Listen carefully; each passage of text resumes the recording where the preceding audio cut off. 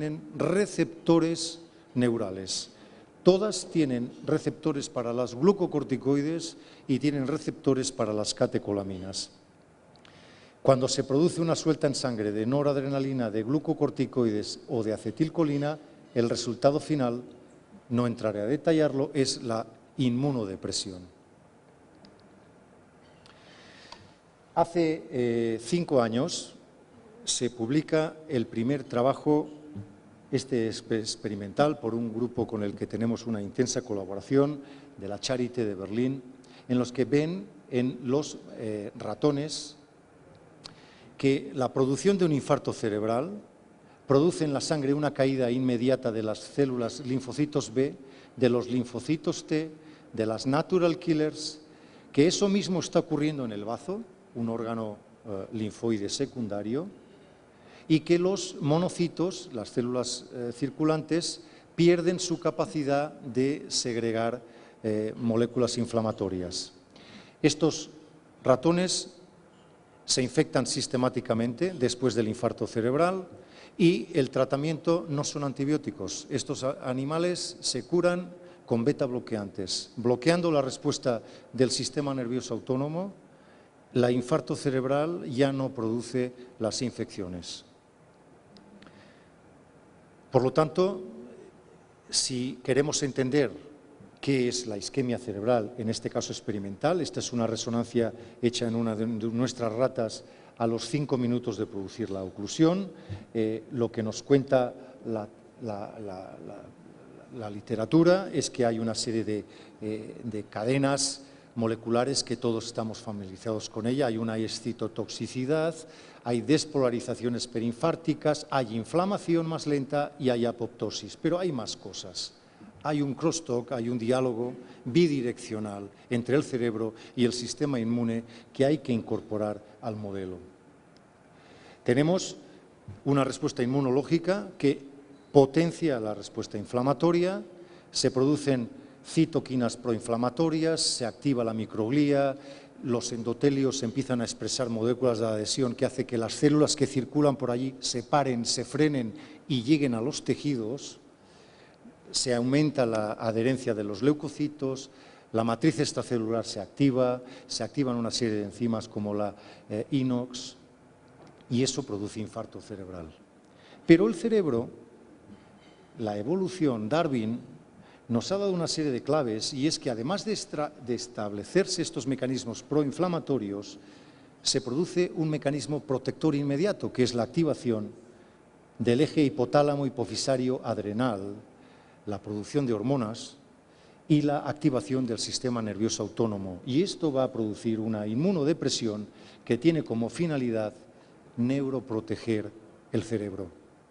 El precio que tenemos que pagar por eso es que la respuesta inflamatoria decae y flora que tenemos, que podemos dominar cuando somos plenamente inmunocompetentes de forma clara, cuando estamos en una situación con un exceso de inmunodepresión, podemos infectarnos. Y según dicen la mayoría, y yo aquí soy un poco heterodoxo, dicen que esto incrementa todavía más el daño, cosa que yo pongo muy en duda. Como si tengo tiempo, contaré, todavía queda un poquito. Pero, ojo, no saltemos del laboratorio a la clínica, porque todos hemos visto esta película de Lost in Translation. La proporción de sustancia gris, sustancia blanca en los ratones, ratas y en los humanos no es la misma. Nosotros no tenemos que ver solo gente joven, sino que tenemos pacientes de todas las edades, de todo el background genético. Pacientes que además de tener un infarto cerebral, pues tienen una comorbilidad muy importante, diferentes etiologías, diferentes topografías de las lesiones, etcétera, etcétera. Por lo tanto, no podemos caer en este sencillo chiste en el que este doctor le dice a esta señora que su sistema inmunológico lo tiene out to lunch. Esto tenemos que ver si realmente es o no es así, que cuando nosotros tenemos un infarto cerebral, nuestro sistema inmunológico se va a comer. Para hacer esto, en los últimos 4 años, y gracias a que cuento con la colaboración de un grupo entusiasta de colaboradores, algunos de ellos pues muy brillantes, Estamos haciendo una aproximación al infarto cerebral y a la hemorragia cerebral en la que hemos sofisticado mucho las técnicas de neuroimagen. Seguimos cuidando a la manera afrancesada la exploración neurológica de nuestros pacientes y a ser obsesivos y compulsivos en la cuantificación de la situación neurológica con escalas reconocidas, pero hemos hecho un paso más y es introducir la citrometría de flujo, que para quien no esté familiarizado con ella hay que dar el mérito que tiene, y aquí quiero dar mi reconocimiento al doctor Urra, que no está, pero hacer una citometría de flujo a las 3 de la mañana, a las 5 de la mañana o a las 8 de la tarde de un sábado, pues tiene un mérito incomparable, porque es que esa sangre no se puede guardar y analizar el lunes. Hay que cogerla, sacarla, procesarla y estudiarla en el instante. Con lo cual nos podemos estudiar las células una por una y ver cómo están por dentro, si están cargadas de productos, si ya se han descargado, si expresan receptores, si no los expresan, y esto es lo que estamos haciendo en estos últimos años. Medimos las citoquinas, medimos las hormonas, medimos las catecolaminas y medimos el sistema hemostático en nuestros pacientes. Pero además queremos tener a nuestros pacientes casi como si no se hubieran infartado. Tenemos un interés muy importante en estudiar a los enfermos tan pronto como sea. Y aquí tenemos en nuestro primer grupo de pacientes, el 28% de nuestros enfermos tienen 2 horas de evolución, la mitad de los enfermos solo llevan 3 horas de evolución y ya sabemos cómo están sus monocitos, sus linfocitos, sus natural killers, y el 100% en menos de 12 horas. ¿Qué hemos visto? Pues da gusto poder comprobar que la fisiología se replica también en nuestros pacientes. Aquí tenemos metabolitos de las catecolaminas específicos de la glándula suprarrenal en pacientes que se han infectado en rojo, y pensar que esta sangre está sacada a las 2 horas del infarto cerebral y la infección ha ocurrido el día 6, el día 7. Tenemos elementos que nos pueden decir, este señor se va a infectar. Y esto es lo mismo con el cortisol. Aquí tenemos un grupo control. Este es el cortisol de los pacientes con infarto cerebral agudo. A las 2 horas ya está alto el cortisol, pero estos son los niveles de cortisol en los pacientes que luego van a hacer una infección. 2 o 3 días después, el cortisol ya está alto. Los monocitos, hemos dicho que son células fundamentales de la respuesta inmune, son los que luego van a dar los macrófagos. Los monocitos, este es el control, el valor que tienen los controles, y este es el valor que tienen en el infarto cerebral. Alto en todos ellos. A las 2 horas de un infarto cerebral, los monocitos ya están arriba. Pero fijar dónde están de arriba en los que van a hacer una infección a lo mejor este día. Los monocitos ya nos lo están diciendo con 4 días de antelación. ¿Qué le pasa a esos monocitos? Pues esos monocitos no funcionan bien. Aquí tenemos el HLA-DR, antígeno de histocompatibilidad mayor. Para que el sistema inmune responda al sistema B con el sistema T, tiene que haber una correlación, tiene que haber una coseñalización, un diálogo que lo permite hacer el sistema HLA. En concreto, en el humano es muy importante el HLA-DR. Da la sensación de que los monocitos de un infarto cerebral no tienen ganas de hablar con los otros linfocitos. Fijaros cómo han caído. Y sin embargo, los Toll receptors, acordaros, daño celular, sistema inmune, detectores de daño, están inmediatamente elevados. Como veis, aquí tenemos un macrófago que tiene un patógeno. Para que el linfocito sea capaz de producir citoquinas y destruirlo, necesita que aquí se expresen estos antígenos de histocompatibilidad.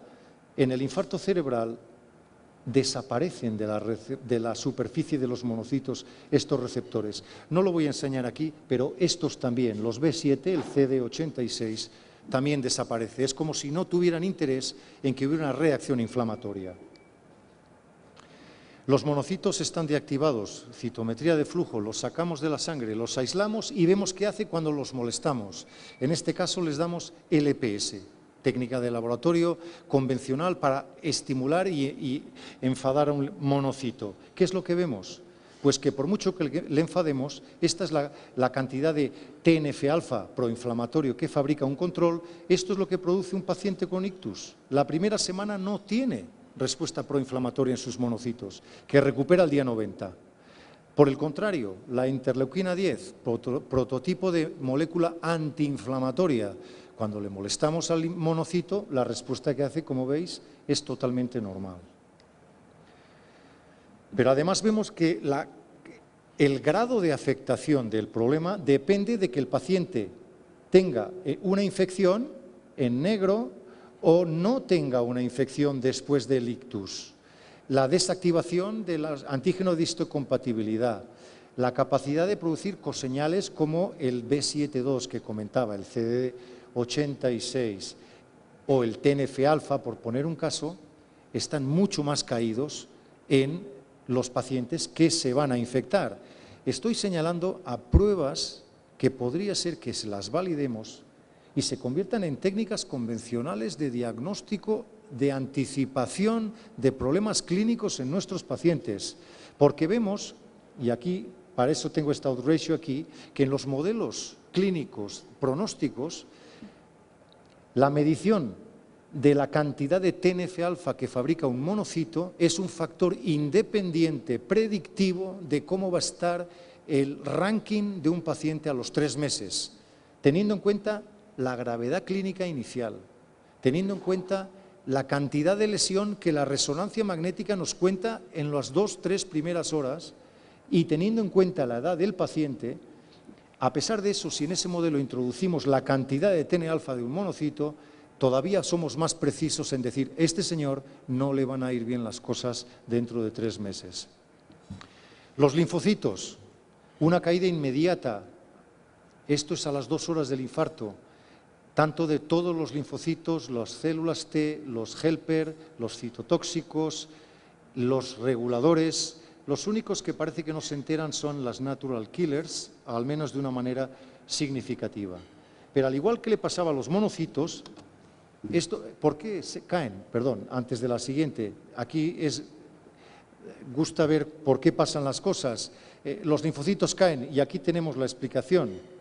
Anticipable, por otro lado, por lo que nos cuentan los inmunólogos de otros órganos, que mirar lo que pasa con la apoptosis de los linfocitos. A las 2 horas de un infarto cerebral, los programas de apoptosis de los linfocitos se activan inmediatamente, de células T, de las helper, de las citotóxicas, de las células B. La apoptosis, la destrucción de linfocitos está incrementada. Y están desactivados. Volvemos a ver lo mismo.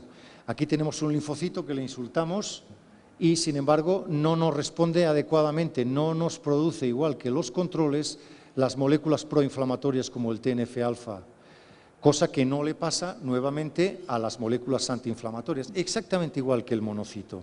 Es como si estuvieran compinchados. Y nuevamente vemos que las caídas, los defectos, ocurren de forma más significativa en los pacientes que van a desarrollar una infección en un momento de la evolución del ictus.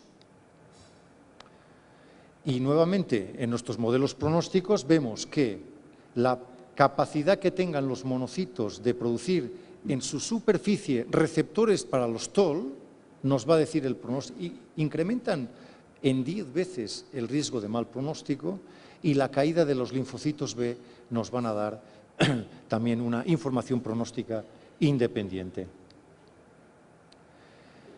No quiero ser heterodoxo, porque cuando esto lo cuento en según qué ambientes la gente se encrespa, cuando les digo que la isquemia y la hemorragia cerebral se comportan exactamente igual, tanto que hablamos en los factores de riesgo de no mezclemos las manzanas con las bananas, en la respuesta inmune, y esto lo dice Polly Matzinger, es señal de daño. ¿Qué más me da? Y siempre yo digo el mismo ejemplo. Si yo me doy un golpe en un coche a 160 km/h en la cabeza, ¿qué más me da si iba a Zanatecas o iba a Guadalajara? Me he dado 160 km contra la pared. Eso es lo que importa. Un infarto isquémico o un infarto hemorrágico, estos son los niveles de cortisol, esta es la respuesta de la relación de citoquinas proinflamatorias y antiinflamatorias, esta es la curva de los linfocitos, 2 fotocopias, se comportan exactamente igual. Por lo tanto, si queremos ya cerrar, y tener un poco de overview, qué es lo que estamos viendo, podemos decir que la infección después de un ictus y el pronóstico de un ictus obedecen a mecanismos biológicos distintos. La respuesta innata, mediada por los monocitos, va a facilitar la infección porque los monocitos se desactivan y tienen menor capacidad para presentar antígenos. Los monocitos van a incrementar en su superficie los toll-like receptors inmediatamente y esto nos va a dar malas noticias pronósticas. En lo que respecta a la inmunidad adaptativa, la respuesta humoral mediada por las células B, vamos a ver que la caída de linfocitos B va a tener un mal papel pronóstico, mientras que la caída de las células T lo que nos va a dar es un incremento del riesgo de infección. La respuesta hormonal y catecolamínérgica no nos va a dar información pronóstica, pero sí nos va a cuantificar el riesgo de infección. No os voy a contar nada de tratamiento, que es, no sé si habrá algún momento en la discusión, y saltaré directamente a las conclusiones. Y es que efectivamente yo creo que no tenemos duda de que el sistema inmune participa de una forma muy activa en el paciente, tanto con ictus isquémico como ictus hemorrágico, y nos tenemos que poner todas las pilas inmunológicas porque es algo que nos viene encima. La respuesta inmune en el infarto cerebral y en la hemorragia cerebral tiene probablemente la misión adaptativa de evitar una excesiva inflamación en el sistema nervioso central e incluye tanto las respuestas mediadas por el sistema innato como por el sistema adaptativo. Uno de los principales directores de orquesta de la respuesta inmunológica son la respuesta neurohormonal, la enorme capacidad que tenemos de fabricar inmediatamente corticoides y catecolaminas, que la infección es un modelo clínico perfecto para estudiar a pie de cama la inmunidad de los pacientes con infarto cerebral, e infectarse es un reflejo de qué grado de lesión tiene tu cerebro en el momento en que llegas al hospital. Cuanto más daño tengas, la respuesta que vas a hacer es mucho más mayor, antiinflamatoria, mucho más mayor, y el riesgo de infección que vas a tener va a ser mucho mayor, pero no va a contribuir de forma independiente a empeorar las cosas si la infección se trata adecuadamente. Y la última conclusión no la puedo defender porque no la he presentado en las diapositivas, y es qué hacer con ellas. Hacemos profilaxis antibiótica en el infarto cerebral, diagnosticamos rápido la infección y la tratamos. Desde luego, la recomendación que yo haría es quimioprofilaxis en absoluto. El estudio que llevamos a cabo con el SPIAS no fueron buenas cosas las que vimos, y desde luego el mejor manejo actual que se pueda recomendar para una infección después de un ictus es detectarla inmediatamente y tratarla lo más precozmente posible. ¿Y qué nos depara el futuro? Pues desde luego vamos a bajar a las células B. Las células B hay fármacos que las podemos modificar, las podemos modular. Podrían ser fármacos de utilidad en el ictus. Tenemos que conocer mejor los toll-like receptors también.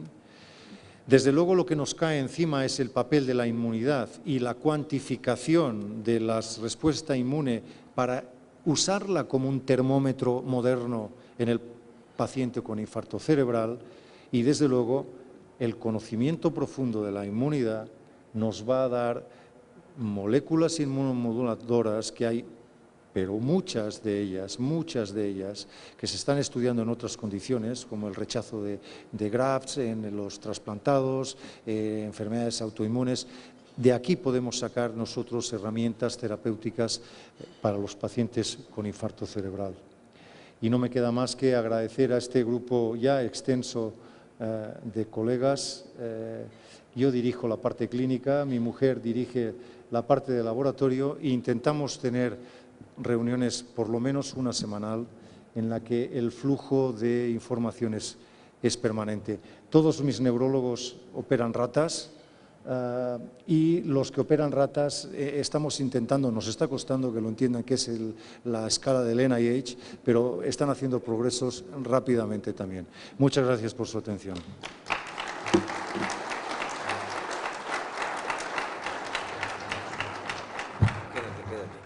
Gracias, Ángel. No acabamos de entender la cascada isquémica y ahora vienes y nos cambias la jugada a la cascada inmunológica, ¿no? O sea, estoy seguro que es difícil entender los conceptos que nos deja Ángel, pero seguramente hay preguntas en la audiencia. Marco.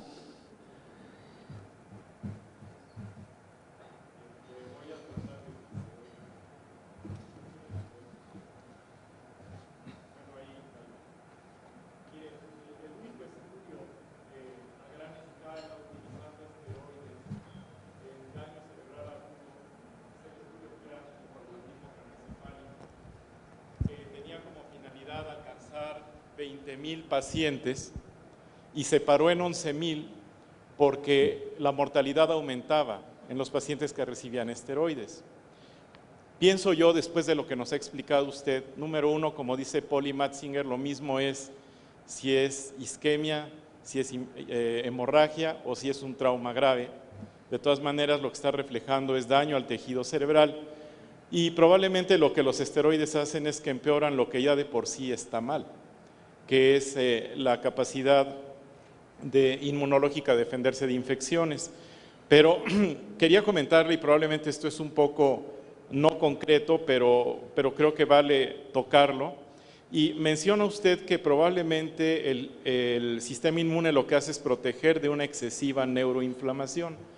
A mí me parece que lo que sucede con el sistema inmune ante agresiones que no conoce y que no ha tenido tiempo la evolución de modificar, como pasa en los pacientes que están en terapia intensiva y que desarrollan respuesta inflamatoria sistémica con falla orgánica múltiple y mueren, probablemente es porque el organismo, que no estaba acostumbrado a conocer las terapias intensivas y puede sobrevivir a infecciones, cirugías, etcétera, no es capaz de regular nuevamente su sistema inmune para obtener una respuesta que le sea favorable y prevenir las infecciones.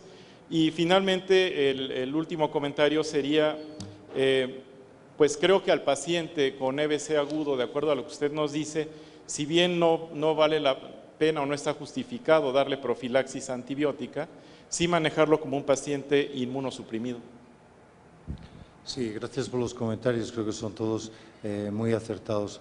No sé si me acordaré de todo, pero en primer lugar el tema de los corticoides. Los corticoides son excesivamente promiscuos y es lo que nos estamos encontrando en los tratamientos cuando uno introduce en el organismo una molécula que está en la parte más inicial de los procesos biológicos, que sí, incide en lo que uno tiene interés en que incida, pero incide en 327 otras vías que no tienen ningún interés en que la molécula actúe. Por lo tanto, los corticoides que se han utilizado convencionalmente, la hidrocortisona o la dexametasona, son demasiado sucios, demasiado inespecíficos para poder tener una utilidad en una gran mayoría de pacientes, por un lado. Por otro lado, y aquí los ingleses se ofenderían muchísimo, los grandes cruzados de la medicina basada en la evidencia, y es que un producto X tiene que funcionar a todo el mundo. Es como si yo me voy al Corte Inglés y me tengo que poner el traje que se ha comprado el señor de antes, aunque pese 39 kilos más que yo. ¿Por qué me tengo que poner el mismo traje yo que él? Es la única manera de progresar, ya lo entiendo, los ensayos clínicos se tienen que hacer con Ns muy amplias de pacientes, pero yo creo que llegará el día en que la selección de los individuos que entren en un ensayo clínico se harán en función a criterios biológicos que son los que estamos intentando buscar. ¿Yo por qué le voy a dar una molécula antiinflamatoria a un individuo que la citometría de flujo me está diciendo que no tiene un exceso de antiinflamación? ¿Para añadir efectos colaterales? O sea, esto nos va a permitir discriminar las bananas, de los plátanos, aunque aparentemente todos tengan un infarto cerebral y tengan la misma enfermedad. Los antibióticos. La quimioprofilaxis, yo digo que no, porque hemos hecho un estudio que está publicado en el Stroke hace un par de años, en los que no solo vimos que no funcionaba, sino que tuvimos que parar el estudio a mitad del ensayo y estaba previsto hacer un estudio intermediario para ver cómo evolucionaban las cosas, porque, para nuestra gran sorpresa, había un grupo que iba peor, el A o el B, y cuando desenmascaramos el A y el B, resulta que el que iba peor era el que estaba tratado con levofloxacino. El levofloxacino es una fluoroquinolona que tiene efectos sobre el GABA y nadie nos había contado, porque nadie lo sabía, que en un paciente con un infarto cerebral agudo, modificarle el GABA nos podía dar lo que nos dio. El grupo de Alemania acaba de publicar en PLOS ONE Medicine unos estudios con moxifloxacino, un primo del levofloxacino, en el que apuntan a que podrían estar haciendo una profilaxis útil. Lo estudian y no lo ven en un análisis de intención primaria, solo análisis de intención secundaria, y están insistiendo mucho, y probablemente yo colaboraré con ellos, en hacer otro estudio, ya veremos con qué fármaco, de profilaxis antibiótica. Pero hoy por hoy, desde luego, con los datos que tenemos encima de la mesa, y me remito a las recomendaciones americanas, bueno, los americanos pasan de puntillas por ahí. Los americanos dicen, infección en el ictus, detéctala y trátala. Nosotros damos un pasito más, porque lo hemos mirado, y no hagas quimioprofilaxis. Si tenemos otro antibiótico que no tenga efectos colaterales que tuvimos la mala suerte de encontrar, pues a lo mejor resulta que no es tan mala idea.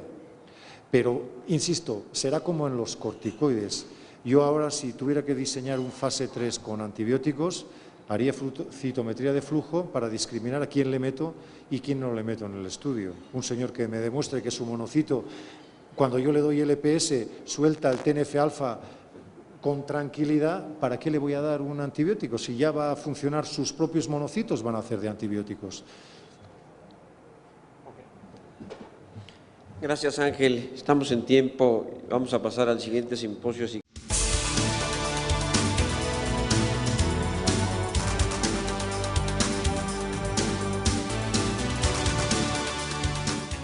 Genético.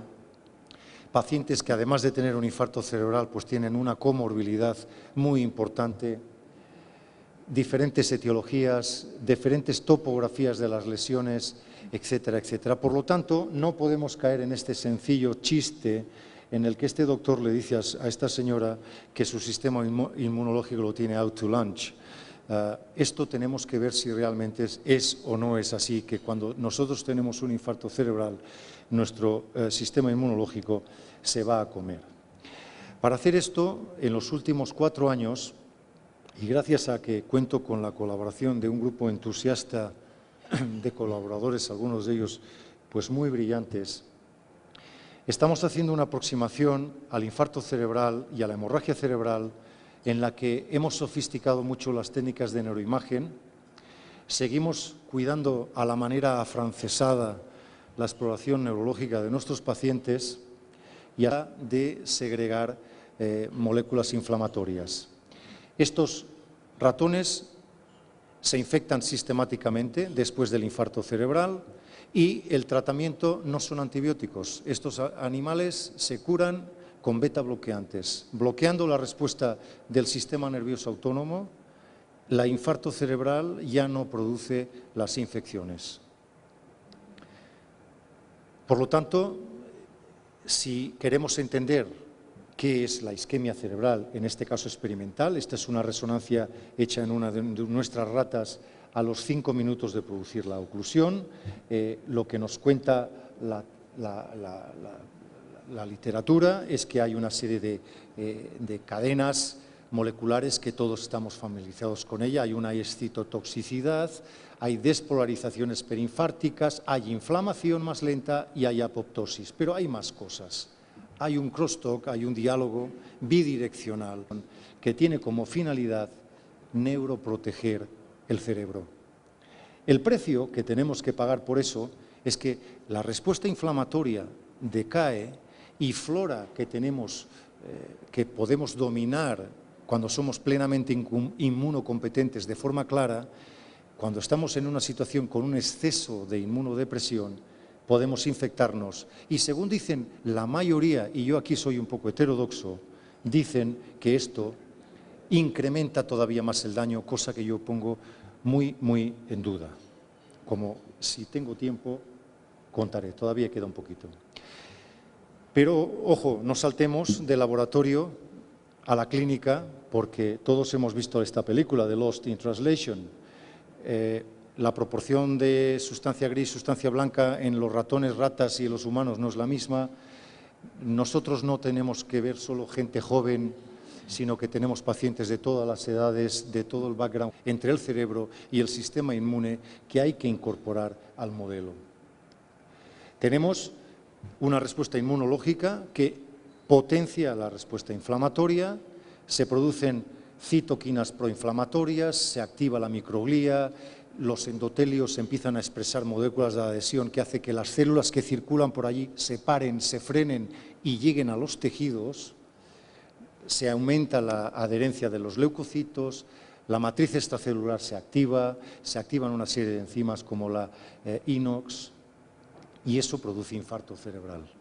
Pero el cerebro, la evolución, Darwin, nos ha dado una serie de claves y es que además de establecerse estos mecanismos proinflamatorios, se produce un mecanismo protector inmediato, que es la activación del eje hipotálamo-hipofisario adrenal, la producción de hormonas y la activación del sistema nervioso autónomo. Y esto va a producir una inmunodepresión en receptores neurales. Todas tienen receptores para las glucocorticoides y tienen receptores para las catecolaminas. Cuando se produce una suelta en sangre de noradrenalina, de glucocorticoides o de acetilcolina, el resultado final, no entraré a detallarlo, es la inmunodepresión. Hace 5 años se publica el primer trabajo experimental por un grupo con el que tenemos una intensa colaboración de la Charité de Berlín, en los que ven en los ratones que la producción de un infarto cerebral produce en la sangre una caída inmediata de las células linfocitos B, de los linfocitos T, de las natural killers, que eso mismo está ocurriendo en el bazo, un órgano linfoide secundario, y que los monocitos, las células circulantes, pierden su capacidad